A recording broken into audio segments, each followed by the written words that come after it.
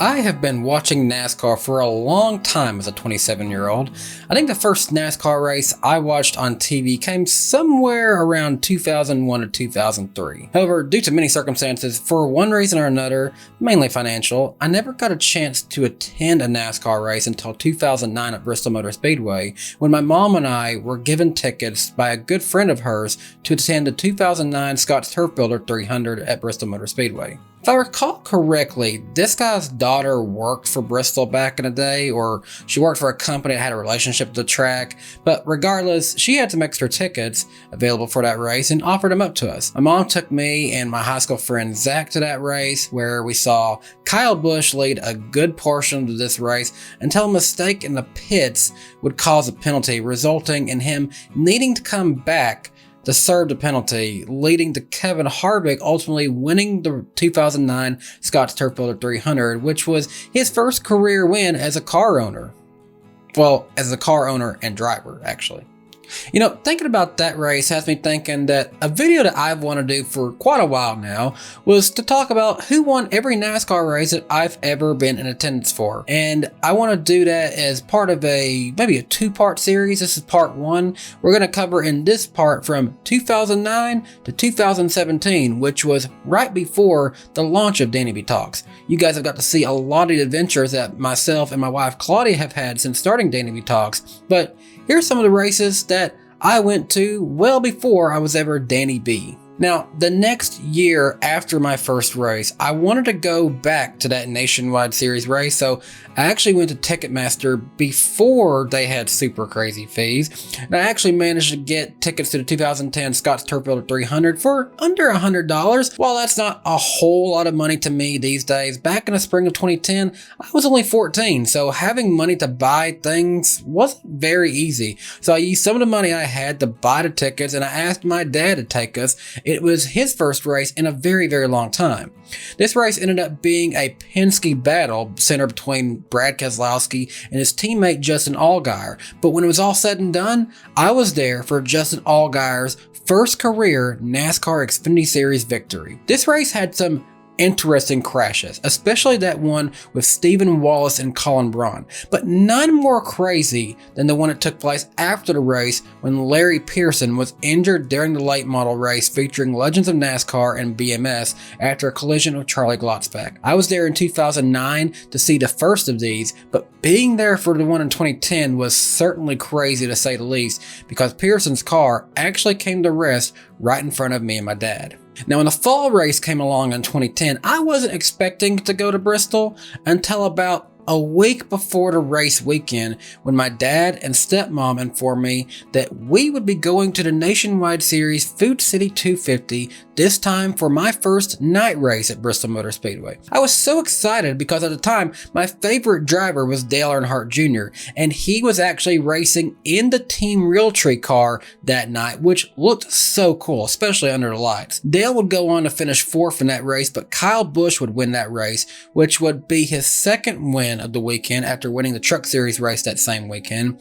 This will be the first time I saw Kyle Busch win in NASCAR. Pay close attention. You'll likely hear his name a lot throughout this two-part series, along with a few others, but mainly Kyle Busch. As much fun as that Friday night was, we got back to our house late on Friday night, and then the next morning, I was told to get dressed because we also had tickets to the 2010 Irwin Tools night race. We were going to my first NASCAR Cup Series race. Much like the night before, I was excited to root on Dale Earnhardt Jr., but the story was Kyle Busch. Now, the night before, we saw some crazy moments, including Casey Kane riding the wall in the number 38 Great Clips Toyota, and Brad Keselowski being spun by Kyle Busch after a bump and run move on the backstretch gave Keselowski the lead over Kyle Busch.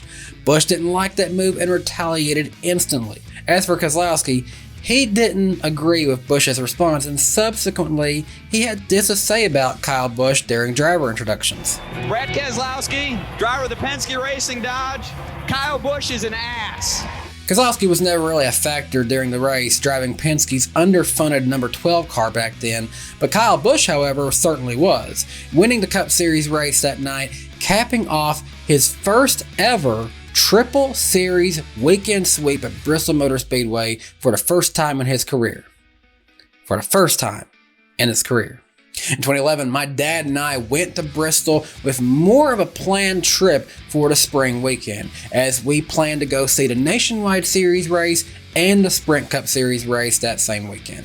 The first race of the weekend was the Scott's Easy Seed 300, and much like my last Nationwide Series race, I was excited to see Dale Earnhardt Jr. in this race, this time in a number 5 Tax Slayer car. This was also my first time seeing the new body style for what was then the Nationwide Series, and it was pretty cool to see them all racing in that new car. This time Dale Jr. finished third, but once again, Kyle Busch gets the win at Bristol Motor Speedway, and this is now the third time that I've seen Kyle Busch win in 5 races.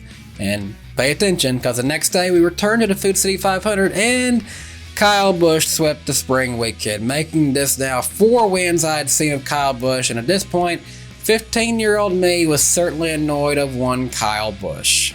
Now, funny story on this next one, 2011 was my junior year of high school, so I had a big decision to make. When I left Cumberland Gap High School, where did I want to go to college? Well, I kind of thought I wanted to work in NASCAR, and ultimately I kind of have in a way through this YouTube channel, but back then the only way I knew how was to go to school for it on the mechanical side of things. So I did show interest in the University of Northwestern Ohio. I ended up going to UT Knoxville, but regardless, I was interested in that school for a moment.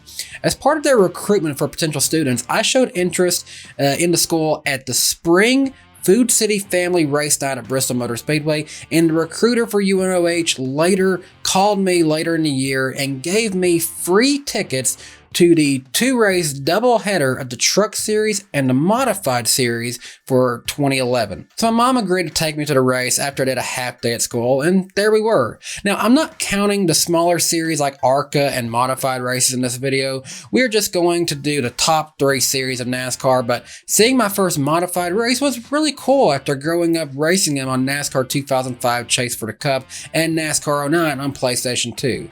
As for my first truck race, that turned out to be an entertaining one. Now, for a guy who just watched Kyle Busch win my last 4 races I'd been to, I really didn't want to see him win. So when he and Elliott Sadler got into it on the track, the whole crowd seemed pretty well pleased, to say the least. In the end, much like my first Nationwide Series race, Kevin Harvick took the win in the number 2 Hunt Brothers Pizza Chevrolet for me to see my second Kevin Harvick victory. Now in 2012, I did not go to a race at Bristol in the spring, but my dad and I did go on a camping trip in August at Natural Tunnel State Park in Virginia. We didn't really do as much camping because we were going to the Friday and Saturday night races at Bristol Motor Speedway. Friday night race was a pretty decent one, and I remember Ricky Stenhouse trying so hard to win in a NOS Energy car, but in the end he came up short to Joey Logano, as I saw my first Joey Logano victory back then in 2012. As I was walking out, I remember specifically for a moment where we actually passed right by Ricky Stenhouse Jr. because of the way we were going just happened to coincide with the way everyone came out of the tunnel. I didn't know that at the time, I know that today.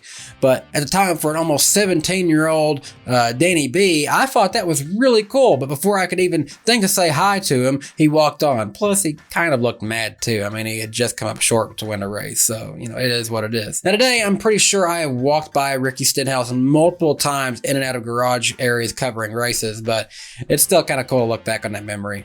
The next night, we were back in Bristol for my 3rd Cup Series race and 2nd Cup Series night race at Bristol. This one was fun. I remember randomly walking around the outside of the track and saw Brad Keselowski riding around a golf cart. And so I waved and yelled, "Brad!" And then he kind of gave me one of those, "I don't know where you are, but I heard you" kind of waves. The race itself was very memorable, of course, with Tony Stewart throwing his helmet at Matt Kenseth and Danica Patrick angrily pointing at Regan Smith. And in the end, Denny Hamlin outlasted Jimmy Johnson in a Lowe's Chevrolet. And this is about to date this race specifically. Jeff Gordon finished 3rd in a number 24 Farmville Chevy.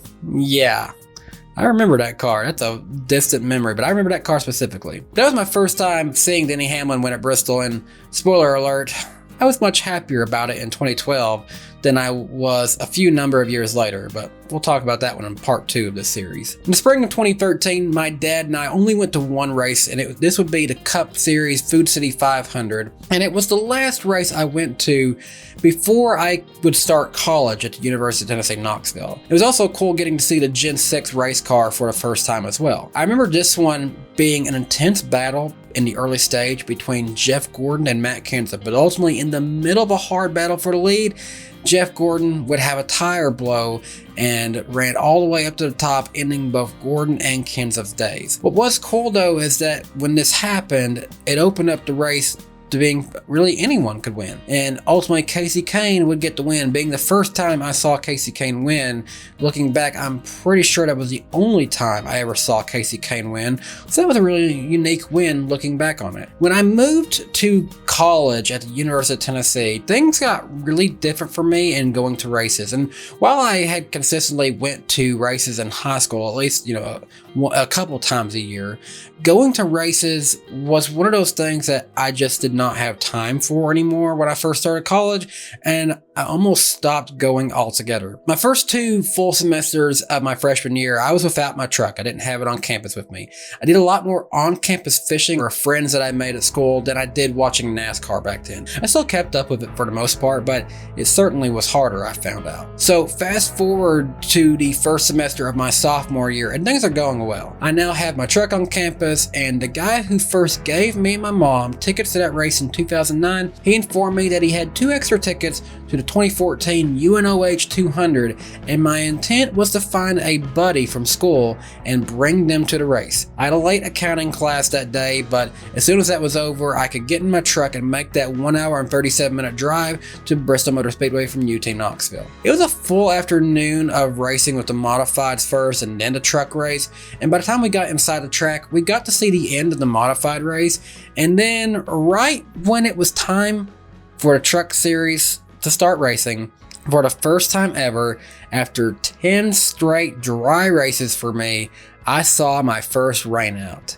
Looking back, I was very much spoiled my first 10 races. When it started raining, I looked on the radar at how big the storm system was, and knowing East Tennessee weather because I lived there all my life, I knew this one wasn't getting in that night. So we left and went back to campus without seeing a race, as it was ran the next day. Brad Keselowski won that truck series race, but it doesn't count towards my total because I left before the race started. So in situations like this, it's kind of interesting. You have to be a little decisive on what you count and what you don't count. For me, if the race never started, you left, but you didn't come back the next day, you weren't there. But if you were there when it started, had to leave when it rained, but you were unable to return next day for the finish, then I still say you were there for that race, even if you didn't see the finish. But in that case, I was not there for that race, and as things would be, I would not be there for any race in the year of 2015. However, during that time, I met a nice young lady at school named Claudia,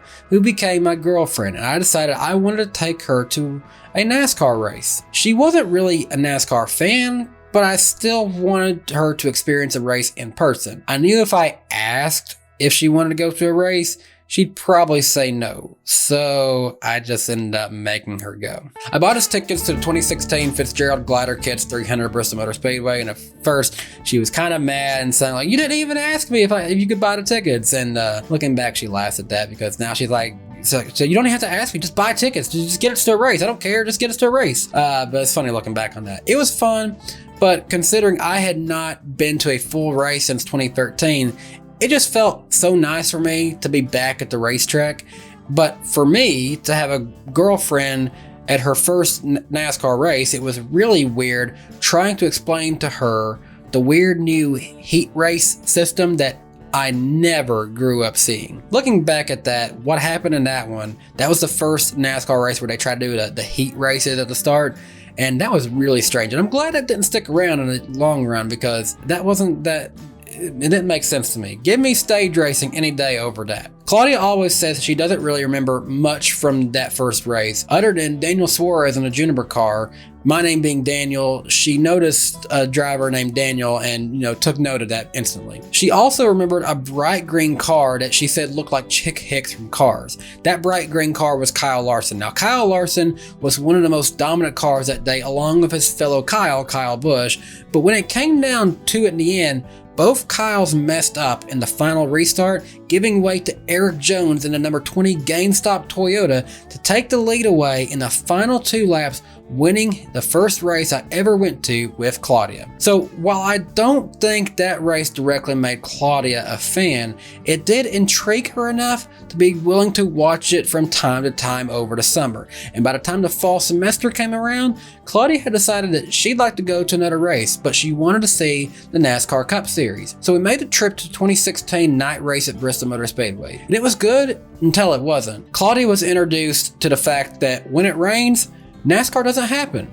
We watched half of that race on Saturday night, but the good thing for 2 college students was that we could easily come back on Sunday, which we did. We ended up enjoying ourselves the next day, seeing Kevin Harvick win the 2016 night race at Bristol, ran in the day, but from that point on, Claudia was officially a NASCAR fan, so I had a lot more reasons for me to start going to races. Now we reached 2017. It's the last year of part 1 of this, so Claudia and I would actually go to quite a few races, and for the first time, we'd visit some new tracks. But before that, it all started at Bristol again for the 2017 Food City 500. Now this time, rain was impacting the spring race, and by the time we even got to Bristol, only around 5 minutes from the speedway we got an alert text saying the rain was too much that day and the race would be postponed to Monday. Well, problem, we had school. Well, I was a senior in college and she was a junior. Our schedules were honestly rather light around this time. For me, I only had class on Monday that semester, and the professor was so chill, and she knew that I wanted to make a career somehow centered around NASCAR and social media. And when I told her that I wouldn't be in class, I remember her being really chill about it. So we made it work to go back to the race where I saw for the first and only time Jimmy Johnson win a race as he won the 2017 Food City 500. Then 2 weeks later, Claudia and I took advantage of a college student race ticket price, which we were actually doing at quite a few tracks at this point, and we went to a new track for the first time ever. For Claudia and I, this was only the 4th race we had went to with each other, but for me, it took me 14 NASCAR races to finally venture out to a track other than Bristol Motor Speedway, and we went from one of NASCAR's smallest tracks to the biggest, Talladega Superspeedway. I was a big Dale Jr. fan, so seeing him take the lead after finding out after Bristol that he would be retiring, well, that was pretty cool to see, especially at a track he had done so well at over the course of his career. He ended up getting caught up in a late race incident, getting damaged in that, but it wasn't as bad as Claudia's favorite. So she decided back in 2017, before he was the superstar champion he is today, that she was going to root for the number 24 Chase Elliott. That day, she got to meet him before the race, but then she also got to see him flip over on the back stretch during the race. Not a fun one for sure for her. In the end though, I thought we were about to see Kyle Busch win another race, but Ricky Stenhouse Jr., who started on the pole, was able to get ahead of him and got the victory there that day in a 2017 Geico 500. We didn't go to another race until the fall race at Bristol, but this is of course when I had something up my sleeve that weekend. Bear with me, there's a little bit more story to this one. Claudia came up from school in Knoxville and stayed in the spare bedroom I had at my 2-bedroom apartment I somehow miraculously had for only $400 a month in Harrogate, Tennessee back in 2017 after graduating from college. We were only 2 hours away from the speedway. My dad and I tried to go to the Truck Series race that week, but rain ultimately impacted that one, similar to how it was in 2014, but the race still happened that night. My dad and I just had to get back home because we both had work next day. However, Claudia and I made it to the Food City 300, and once again, I got to see Dale Earnhardt Jr. race another Xfinity Series race there, and I was happy to do so. But at this point in time, it had actually been several years since I saw Kyle Busch win. So you'd think that maybe I'd be okay seeing him win again, but even then, when we saw him win the Xfinity race once again, after winning that truck race I was supposed to make it to, it really felt like he was about to do the triple sweep again, which he did. We saw Kyle Busch win 2 races that weekend, but you know what? Who really won that weekend was the least of my concerns, because the real winner that weekend was Claudia and I. Although I was clearly the one who made a decision to want to get married back then first, I'm the guy who saved up money that I didn't make much of back in 2017 to buy a ring, and I'm the one who ultimately asked Claudia's dad for his blessing. Claudia always told me a few hints of what she wanted in a wedding proposal. She wanted to be memorable at a memorable place, and she wanted somebody there to take pictures of it. Two very important details. So there I was at the 2017 night race at Bristol with a ring in the pocket of my cargo shorts, and at one time, Claudia, being silly, actually reached for my pocket, joking like, "Give me your money so I can buy a die-cast, Daniel." Inside, I was basically screaming inside because I was scared that she'd find a ring in my pocket. Luckily, she didn't. We got through the day, and I had spent an extra $100 per person for a Mountain Dew-oriented fan meet and greet with Chase Elliott. So we went to that, and if I can be honest, and I mean no offense to the people who put this together, that was not worth $100. Chase Elliott didn't come into that thing until way late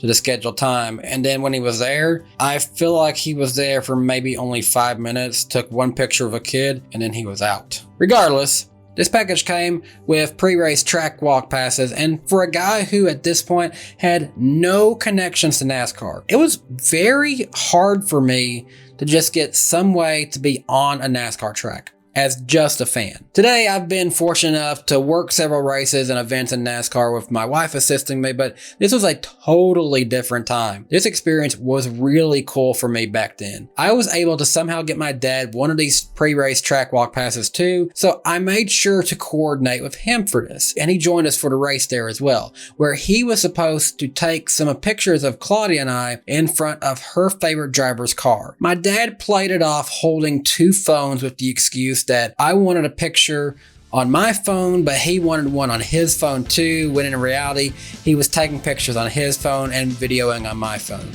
I dropped down on one knee right there in front of Chase Elliott's car, and I proposed to my best friend, and she said yes. Kyle Busch might have got the trophy that night, but for one moment, we were the real winners there at Bristol. It's funny, after that happened, a few days later, I got a text message from a fellow fishing tournament competitor friend of mine who was sponsored by Nationwide Insurance at the time, and he was there as a guest at Nationwide. He actually saw me taking pictures and was about to come mess with me at the exact same time I was proposing to Claudia. So he stopped himself, cheered, watching from afar, and he didn't say anything to me not to ruin the moment. Anyways, thanks for letting me take some time to talk about one of my best times of my life, but it's all very key in our road down memory lane of every race I attended. To end a look at 2017 and part one of this video series, Claudia and I went to one more race, which was my last chance to see Dale Earnhardt Jr. race full-time in the NASCAR Cup Series as a fan of his, as we went to Martinsville, Virginia. Now, to this day, this is still the only track that we've been to where there's not been any type of YouTube video that showcases a race at that track. We eventually did go to Talladega and we filmed videos there, but we've never been back to Martinsville after starting the YouTube channel. This is honestly one of my favorite racetracks that I have ever been to, and I really need to go back again, especially after what Ross Chastain did this year. This race was very fun. Claudia, being a Chase Elliott fan, got to see her favorite driver lead a lot of laps, and I got to chow down on the world famous Martinsville hot dogs. They were so good, but as you know, my Chase Elliott fan fiance did not end up so happy at the end of that race, as this is where Denny Hamlin spun out Chase Elliott in the final laps of the race, resulting in a rain of boos going down to Denny Hamlin, and I'll admit, there were several coming from us that night too. After that happened, although it then made 3 races in a row we saw him win, we were not disappointed to see Kyle Busch walk away with a victory in the end of the 2017 first out of 500, because we were just relieved anyone other than Denny Hamlin won that night. And you know what? I think that's the best place to stop for now. We've covered from 2009 until 2017. That's an 8-year period, but there were a few years where I didn't go to any races. At this stage in my life, things are starting to change. I fell back in love with NASCAR, and my wife did too. I knew somehow, some way, I wanted to work in a sport of NASCAR. And at the end of 2017, I'd make a life-changing decision by starting DannyBTalks, a new YouTube channel meant to focus on the sport of NASCAR through its past, present, and future for fans from the eyes of a fan. We'll take a break here for now and return with a part 2 that will see us transition from fans to fans with a platform to where we are now doing more media-related roles within NASCAR. We're fans at heart, first and foremost, but the days of being young, naive, and giddy about any small thing in NASCAR to the point that we were not able to be professional about it are kind of behind us at this point, as we take our role at the track much more seriously today. But this will be interesting in this next part to see how far we transition in a relatively short amount of time. In part 2, there's lots to discuss from 2018 to 2022. Granted, 2020, well, that one sucks, let's just be honest, it did for all of us. But there's still a lot more races to talk about in part 2 over a 5-year period. So far from 2009 to 2017, my count is up to 17 races with 9 Cup Series races, 7 Xfinity Series races, and 1 Truck Series race. I've been to 7 races with Claudia at this point, and the driver who has won the most races I had been to at this point is Kyle Busch. If you enjoyed this first video of the 2-part series, be sure to leave a like on this video and leave a comment on your thoughts down below. Were you at any of the same races as me? What did you think of my first 17 races? Let me know down below. I'd love to hear from you. If you're new to my channel, make sure you subscribe and ring the bell icon so that you know whenever I post the next part of this video series and all other future videos here on DannyBTalks. If you like all things NASCAR, then you'll probably love all of the other videos here on my YouTube channel. Until next time, this is Danny B. Thanks so much for watching, and I hope you have a great day.